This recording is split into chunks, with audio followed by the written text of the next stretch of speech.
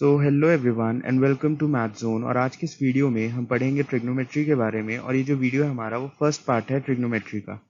तो सबसे पहले हम देख लेते हैं कि इस चैप्टर की वेटेज क्या है आपके एग्जाम्स में। तो आप यहाँ पे क्लियरली देख सकते हैं कि जो ट्रिग्नोमेट्री है वो 5 मार्क्स का आपसे एग्जाम में पूछा जाएगा, और जिसका जो परसेंटेज अगर आप कन्वर्ट करेंगे तो विच इज़ अप्रॉक्सीमेटली 12.5%। तो अब आप यहाँ पे देख सकते हैं कि हमारे पास काफ़ी सारे ऐसे चैप्टर्स हैं जिनकी जो मार्किंग स्कीम है वो समवेयर अराउंड 10%, 7.5% और 15% वगैरह है। तो वो सारे जो चैप्टर्स हैं इससे कंपैरेटिवली ईजी हैं। जैसे आप एग्जाम्पल के रूप में यहाँ पे जो हमारे जो कोऑर्डिनेट ज्योमेट्री है, मेंसुरेशन है, प्रोबेबिलिटी है और जो नंबर सिस्टम है वो कंपैरेटिवली बहुत ही ज़्यादा ईजी हैं ट्रिग्नोमेट्री के। और एक छोटा सजेशन कि अगर आप ट्रिग्नोमेट्री आपको बिल्कुल भी नहीं आती, मैं आपको सजेस्ट करूंगा कि आप बाकी जो चैप्टर्स हैं उनको पहले कर लीजिए, क्योंकि ये जो चैप्टर है आपका वो कंपैरेटिवली आपका ज़्यादा समय लेगा बाकी चैप्टर्स के कंपैरिजन में। सो हम देख लेते हैं यहाँ पर कि इस वीडियो में हम कौन कौन से टॉपिक्स को कवर करने वाले हैं। तो सबसे पहले हमारा जो टॉपिक होगा वो होगा व्हाट इज ट्रिग्नोमेट्री। फिर उसके बाद हम देखेंगे कि what are T ratios and what are the different T ratios. फिर उसके बाद कि किस तरह से हम टी रेशियोज को याद रख सकते हैं। फिर उसके बाद हम कुछ इंपॉर्टेंट नोट्स की तरफ देखेंगे और फिर कुछ एग्जाम्पल सॉल्व करेंगे और फाइनली हम कुछ एमसीक्यू सॉल्व करेंगे सीबीएसई सैम्पल पेपर 21-22 में से। और इसमें स्टैंडर्ड और बेसिक दोनों ही इंक्लूडेड हैं।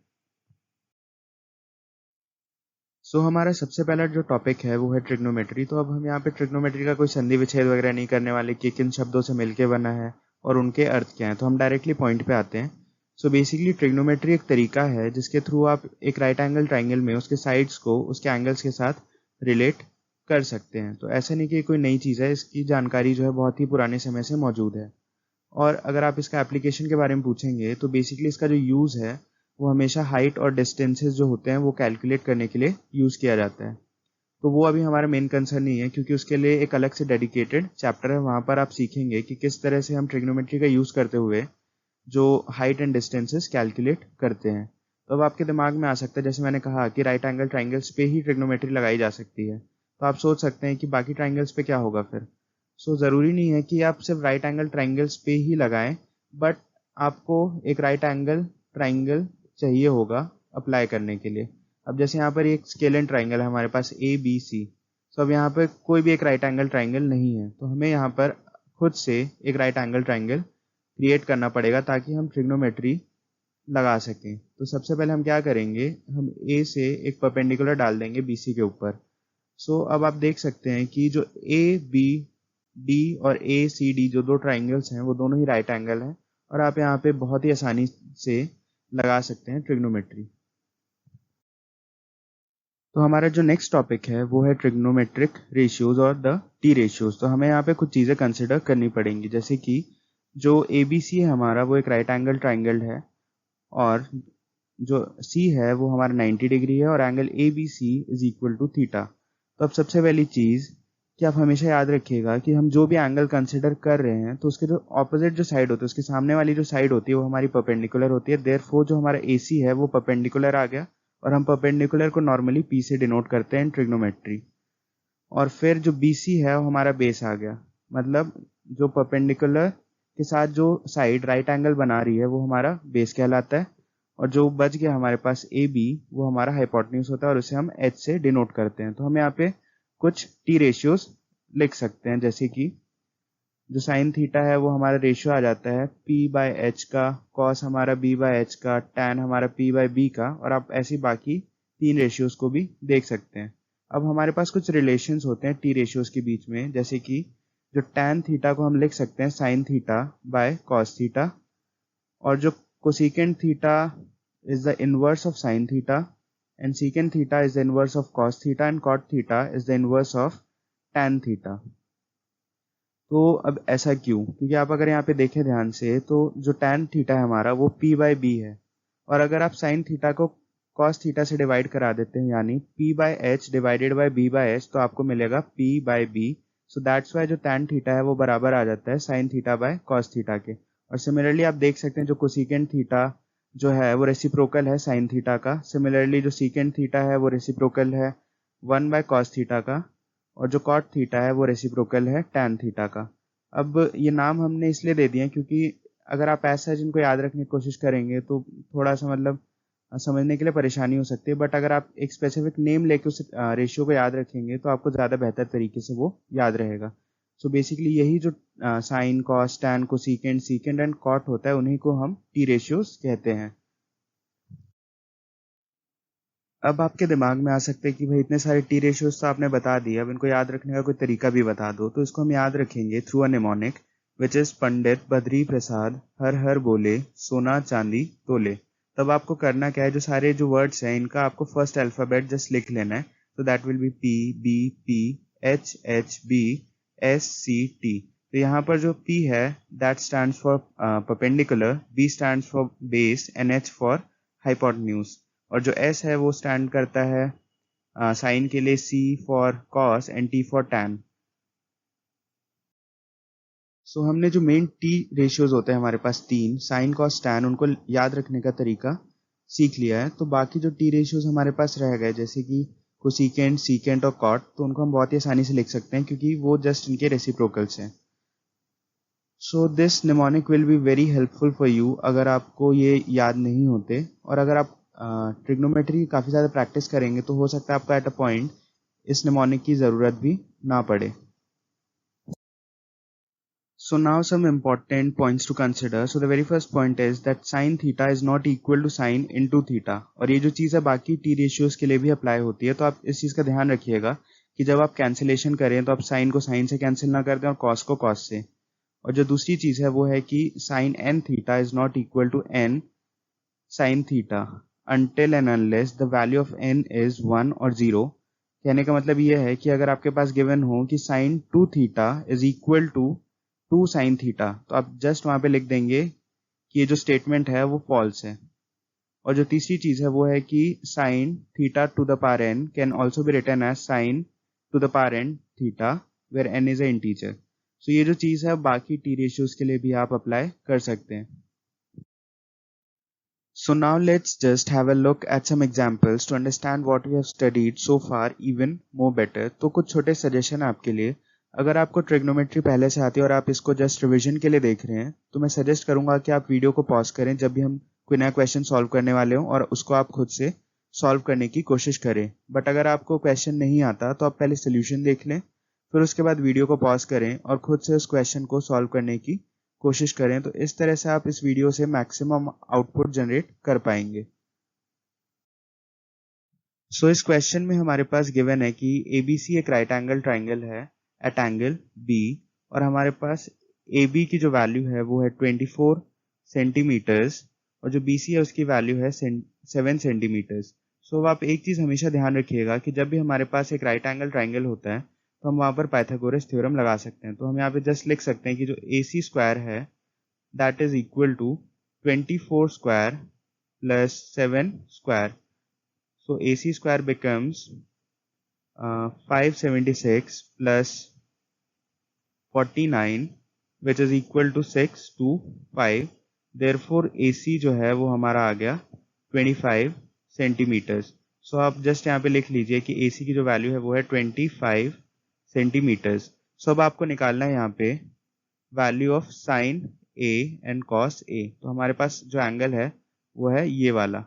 सो मैंने आपको बताया था कि जब भी हम एक एंगल के रिस्पेक्ट में टी रेशियोज निकालते हैं तो जो उस एंगल के जो सामने वाली जो साइड होती है, यानी जो BC है हमारा, वो with respect to angle A हमारा परपेंडिकुलर आ जाएगा, और जो साइड हमारे पास 90 डिग्री का एंगल बना रही होगी परपेंडिकुलर के साथ, वो बेस हो जाता है हमारा। तो अगर हम लिखें तो हम साइन जो थीटा होता है उसको हम लिख सकते हैं नॉर्मली P/H, और जो कॉस थीटा होता है उसको हम लिख सकते हैं B/H।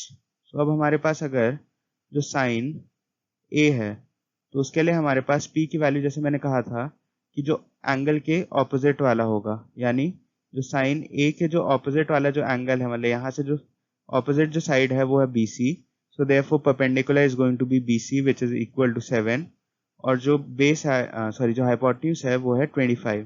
सो साइन A की वैल्यू जो है वो है 7/25, और जो cos A की जो वैल्यू है हमारे पास वो आ जाएगी B/H। सो इसके लिए जो बेस है वो हमारा AB आ जाएगा, क्योंकि जो BC है वो परपेंडिकुलर है, तो यहाँ पर आ जाएगा 24 और जो हाइपोटेन्यूज है वो है 25। सो इतनी आसानी से आप साइन ए और कॉस ए की वैल्यू निकाल सकते हैं। सिमिलरली जब आप साइन सी और कॉस सी के लिए वैल्यू निकालेंगे तो हम इस एंगल के रिस्पेक्ट में निकालेंगे। सो इसके जो सामने वाली जो साइड है वो इसके लिए परपेंडिकुलर हो जाएगी, यानी जो साइन सी के लिए हमारे पास परपेंडिकुलर आ जाएगा A B which is equal to 24 और हाइपोटेन्यूज आ जाएगा 25। सिमिलरली जो कॉस है, कॉस सी, उसके लिए हमारे पास जो बेस आएगा वो आ जाएगा बी सी, क्योंकि ये जो एंगल है इसके साथ ये वाली साइड लगी हुई है जो 90 डिग्री का एंगल बना रही है ए बी के साथ। देयरफॉर यहाँ पे आ जाएगा 7/25। सो हमारा जो बेसिकली पार्ट ए और जो पार्ट बी है वो दोनों ही सॉल्व हो चुके हैं। बाकी अब sine square C plus cos square A. तो अब हम क्या करेंगे, साइन स्क्वायर सी की वैल्यू हमारे पास है ये वाली, और जो कॉस स्क्वायर ए है हमारे पास, सो बेसिकली कॉस ए की जो वैल्यू है वो है ये वाली। तो हम इन दोनों को स्क्वायर कर देंगे और ऐड कर देंगे, तो हमारे पास जो sine square C plus cos square A जो है वो आ जाएगा 24/25 स्क्वायर प्लस 24/25 स्क्वायर। सो इसको हम लिख सकते हैं 2 इंटू 576/625। अब आप इसको मल्टीप्लाई करके देख सकते हैं और जो भी आंसर आएगा वो हमारा सी वाले का आंसर होगा। सो इस क्वेश्चन में भी हमारे पास एक राइट एंगल ट्राइंगल PQR है जो राइट एंगल है एट एंगल Q, और हमारे पास sum of two sides given है which is basically PR plus QR is equal to 25, और जो PQ है हमारा वो गिवन है 5 सेंटीमीटर्स। तो हम यहाँ पे जो जो चीजें हैं उसको लिख लेते हैं एक बार। सो PQ हमारा है 5 centimetre, so this length is equal to 5 centimetres.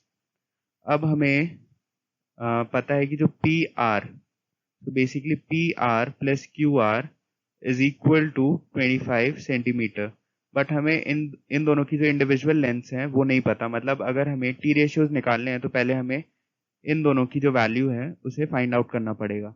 और मैंने पिछली जो स्लाइड है उसमें आपको कहा था कि जब भी हमारे पास एक राइट एंगल ट्राइंगल होता है तो वहां पर हम पाइथागोरस थ्योरम लगा सकते हैं। तो हम यहाँ पे लिख सकते हैं कि जो PR स्क्वायर है that is equal to PQ square plus QR square.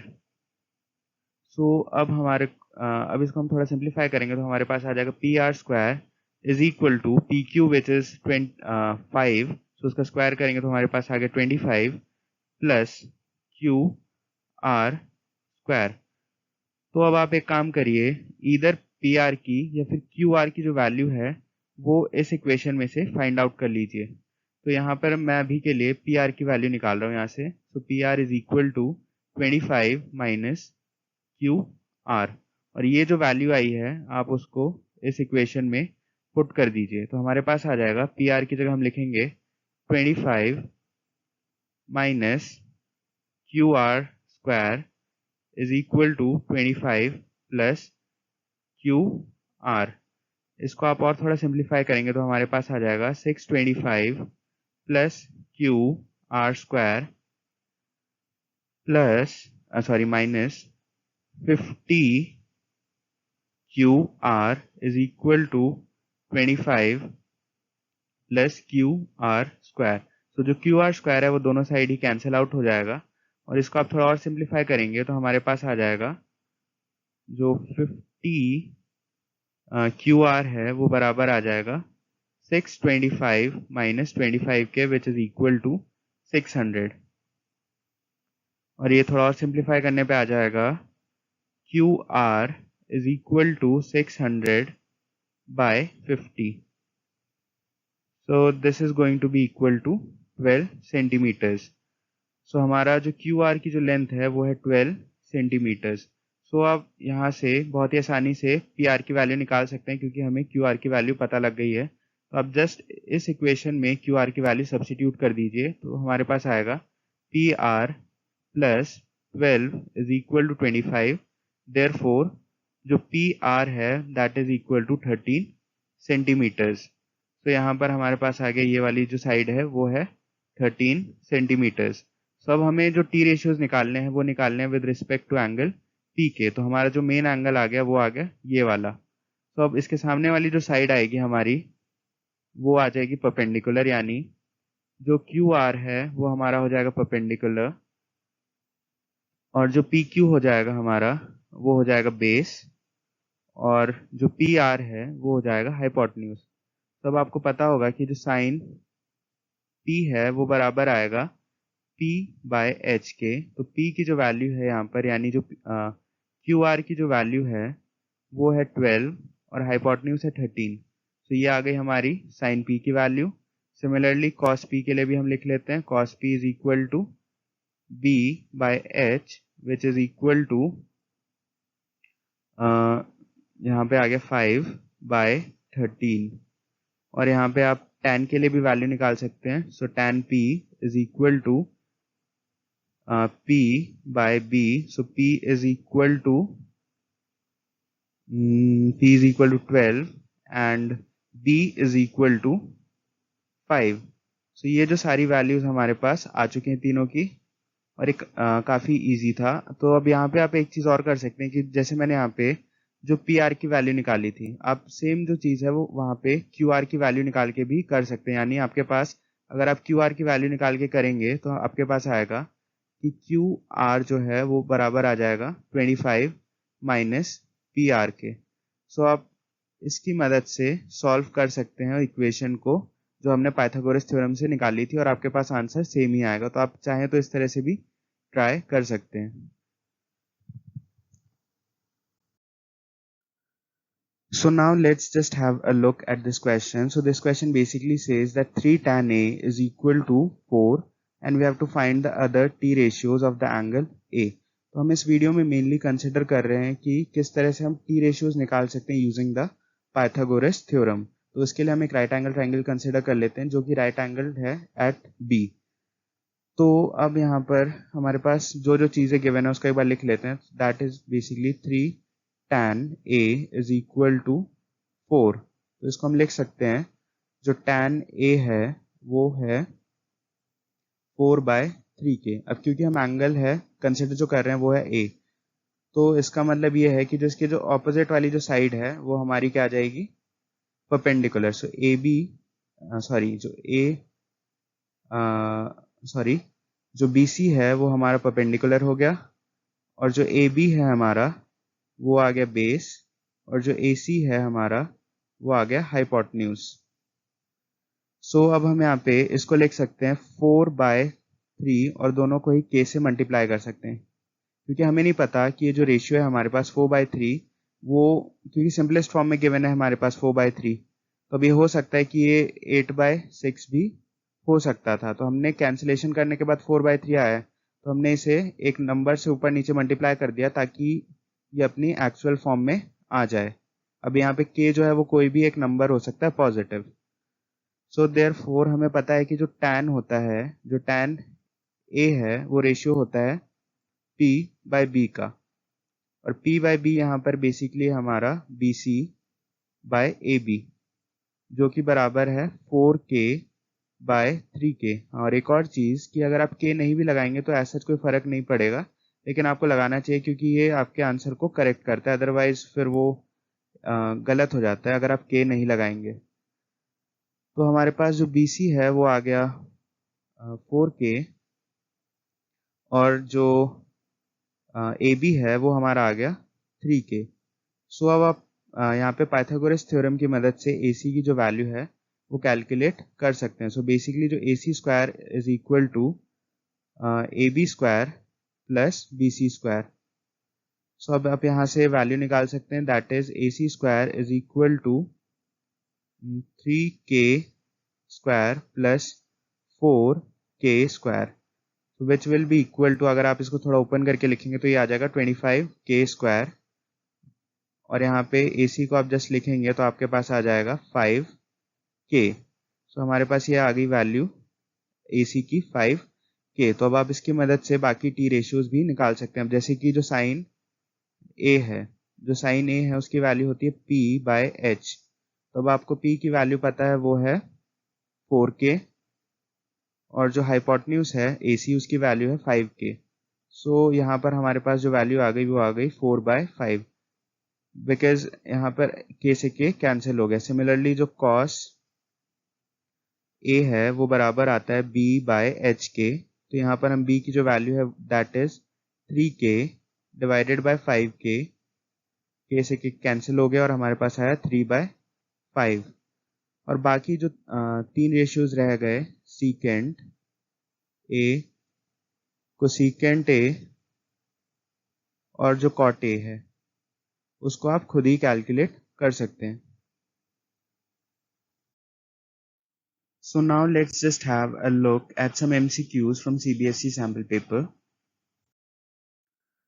So this is a very simple question और हमें यहाँ पे given है कि जो sin A की जो वैल्यू है वो है x और जो secant A की जो वैल्यू है वो है y। तो हमें वैल्यू निकालनी है tan A की in terms of x and y। तो हम सबसे पहले क्या करेंगे कि हम tan A को लिख लेंगे tan A is equal to sin A by cos A।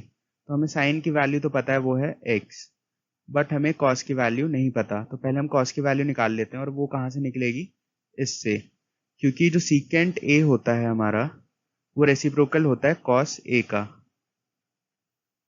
तो जस्ट ये हमारा आ गया y is equal to 1/cos A, और इसकी वैल्यू आ गई cos A is equal to 1/y। तो हम यहाँ पे सब्स्टिट्यूट करा देंगे cos A की वैल्यू, तो हमारे पास आएगा 1/y। So that will be equal to xy।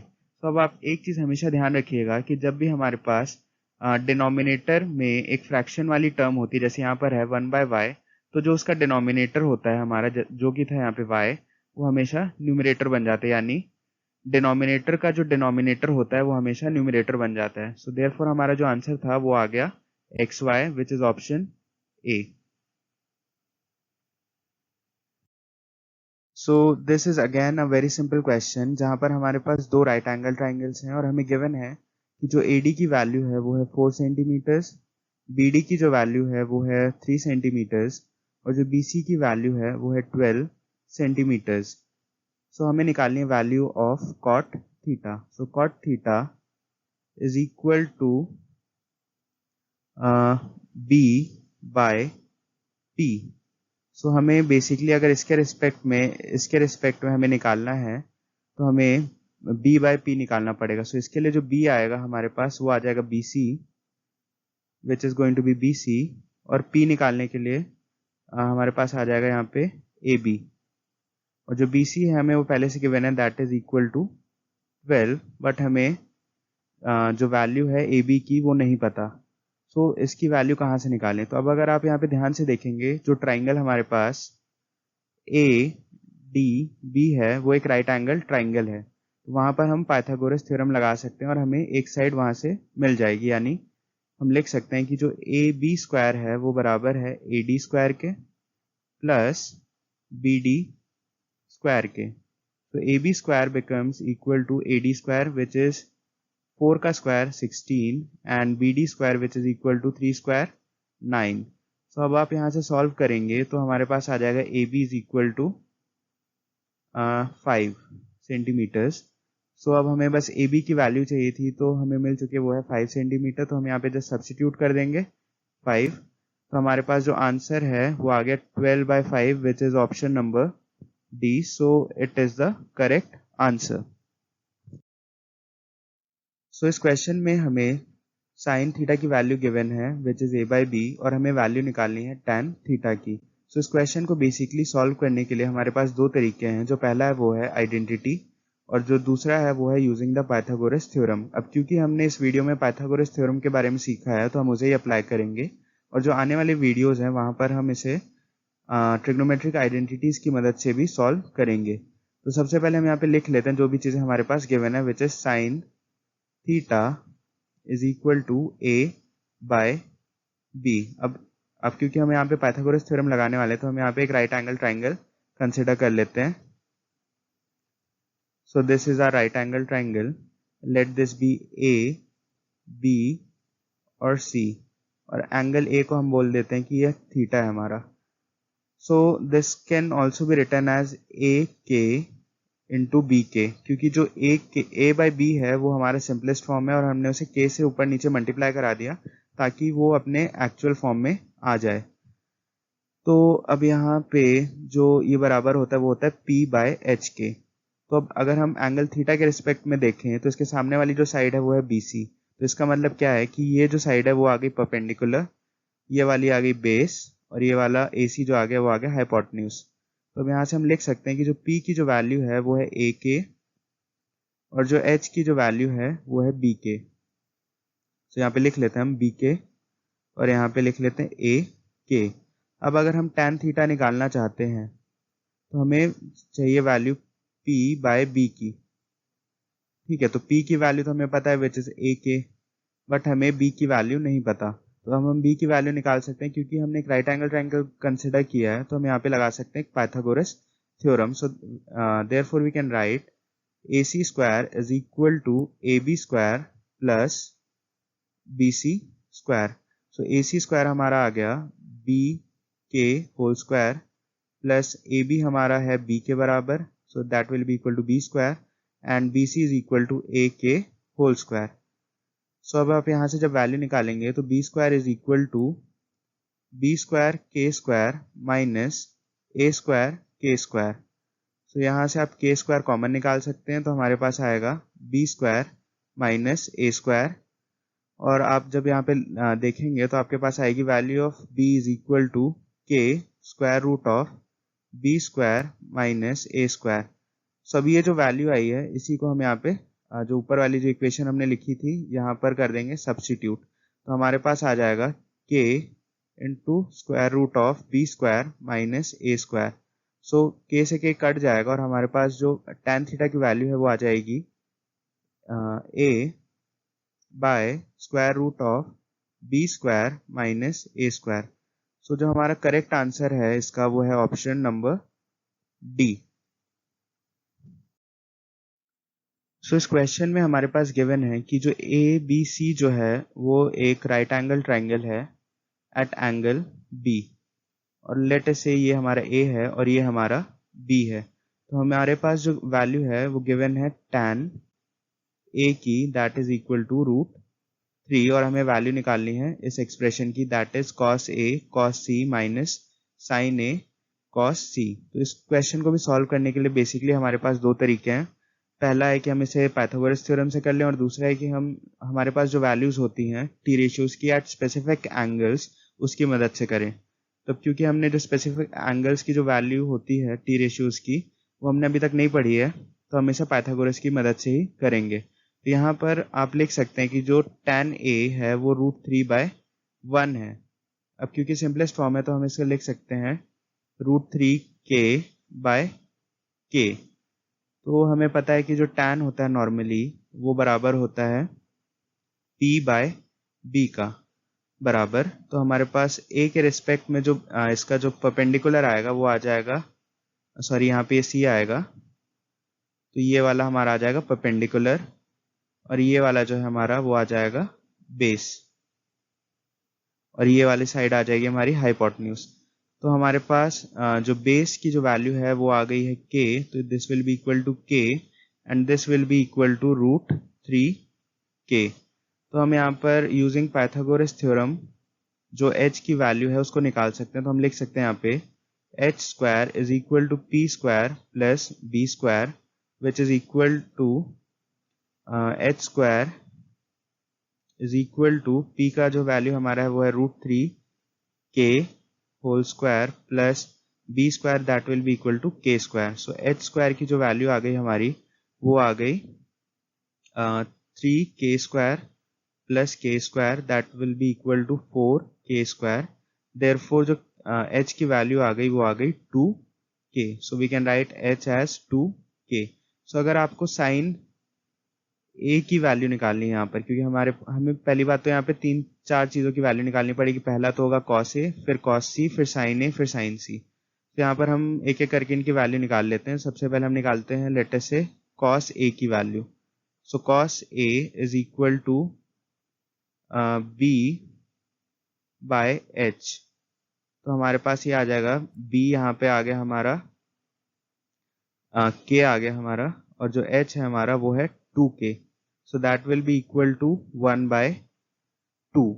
और जो हमारे पास जो साइन ए की जो वैल्यू है वो आती है हमारी p बाय एच। सो जो p की जो वैल्यू है वो है √3k/2k। So that will be equal to √3/2। अब सिमिलरली हम निकाल लेंगे cos c की वैल्यू। सो cos c की जो वैल्यू है, अब यहाँ पे जो बेस और जो परपेंडिकुलर है वो चेंज हो जाएगा, क्योंकि यहाँ पर हम जो एंगल कंसिडर कर रहे हैं वो ये वाला। सो इसके लिए जो परपेंडिकुलर है यहाँ पर, तो हम एक बार और इस ट्राइंगल को बना लेते हैं यहाँ पे। सो दिस विल बी, अब ये सी के लिए बना रहे हैं यहाँ पे हम। सो इसके लिए अब क्योंकि इसके रिस्पेक्ट में हमारे पास जो परपेंडिकुलर आएगा वो हो जाएगा, ये वाला हमारा हो जाएगा परपेंडिकुलर, और ये वाली जो साइड है वो आ जाएगी हमारे पास एज बेस। तो ये वाला हमारा था k, और ये था हमारा 2k, and this was equal to √3k। So ये हमारा a के लिए है ऊपर वाला, और जो नीचे वाला है वो हमारा c के लिए बनाया हमने। तो ये हमारा था फिर से b बाय एच के बराबर। तो यहाँ पे जो b की वैल्यू है वो है √3k/2k। So that will be equal to √3/2। और जो यहाँ पे हमारा साइन c की जो वैल्यू है वो बराबर आ जाएगी p बाय एच के। So that will be equal to k by 2k। So that will be equal to 1/2। So अब हम यहाँ पे जस्ट वैल्यू सब्स्टिट्यूट करा देंगे जिस एक्सप्रेशन की हमें वैल्यू निकालनी थी। तो सबसे पहले हमारे पास हमें चाहिए cos a। तो cos a की वैल्यू है 1/2 into cos c which is √3/2 minus sin a which is √3/2 into sin c that is equal to 1/2। So आप यहाँ पे देख सकते हैं कि ये दोनों चीज ही, ये वाली और ये वाली जो चीज है सेम है, तो ये दोनों कैंसिल आउट हो जाएंगे और आंसर आएगा 0। सो इसका सही आंसर है ऑप्शन बी, 0।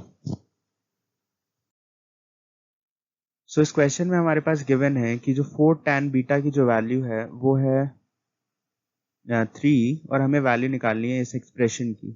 सो एक्चुअल में इसको सॉल्व करने के भी दो तरीके हैं। जो पहला मैंने बताया था पाइथागोरस से तो हो ही जाएगा। आप लिख सकते हैं कि जो tan बीटा की जो वैल्यू है वो बराबर है 3/4 के, और आप यहाँ से साइन और कॉस की जो वैल्यू है, कॉस और जो साइन की वैल्यू उसको निकाल सकते हैं और इसमें पुट कर सकते हैं। बट वो आप खुद से ट्राई करिएगा, मैं आपको दूसरा एक तरीका बता देता हूँ। तो पहले हम क्या करेंगे, 4 tan beta is equal to 3 को थोड़ा सिंप्लीफाई करके लिख लेंगे। तो हमारे पास आएगा 4 इंटू, अब हम जो tan बीटा उसको लिख सकते हैं sine beta by cos beta is equal to 3। अब हम क्या करेंगे, जो कॉस बीटा है उसको यहाँ पे ले जाके क्रॉस मल्टीप्लाई कर देंगे। तो हमारे पास आएगा 4 sine beta is equal to 3 cos beta. अब हम क्या करेंगे, सबको एक साइड ले आएंगे। तो हमारे पास आएगा 4 sine beta minus 3 cos beta that is equal to true. अगर आप ध्यान देंगे तो ये वाली जो चीज है और जो ऊपर हमारे पास जो इस एक्सप्रेशन का जो न्यूमरेटर है वो दोनों ही सेम है। तो इसका मतलब क्या हो गया कि ये जो ऊपर की जो वैल्यू है वो 0 आ गई और नीचे कुछ भी आ जाए तो हमारे पास हमेशा 0 डिवाइडेड बाय समथिंग क्या आता है, 0। तो इसका करेक्ट आंसर है ऑप्शन ए विच इज 0। सो अब आप इसको खुद से जो पाइथागोरस थ्योरम है उसकी मदद से सॉल्व करके देख लीजिएगा, ताकि आपको ये जो तरीका है पाइथागोरस थ्योरम का यूज करने वाला आपको अच्छे से आ जाए। सो इस क्वेश्चन में बेसिकली हमारे पास गिवन है कि जो ए बी सी और जो ए सी डी है वो दो राइट एंगल ट्राइंगल्स हैं, और जो डी है वो हमारा मिड पॉइंट है बी सी का। यानी जो डी है वो बी सी को 2 पार्ट्स में डिवाइड कर रहा है। तो इसका मतलब हम कह सकते हैं कि ये लेंथ ए है और ये लेंथ भी ए है। देयरफॉर जो बी सी की जो टोटल लेंथ है वो आ जाएगी A plus A which is equal to 2a। तो हमसे वो पूछ रहे हैं कि value of cot y by cot x की। सो यहाँ पे जो छोटा वाला एंगल है वो है हमारा x और ये जो बड़ा वाला एंगल है वो है y। सो हमें पता है कि जो cot थीटा होता है वो होता है b बाय p के बराबर।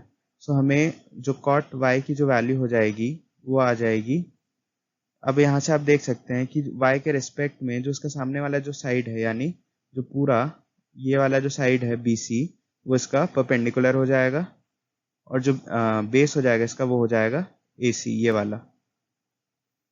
सो हमारे पास BC की वैल्यू पता है हमें, तो हम यहाँ पे लिख लेते हैं विच इज 2a। सिमिलरली जो cot x की जो वैल्यू है वो हमारी आ जाएगी AC by CD which is equal to AC by A।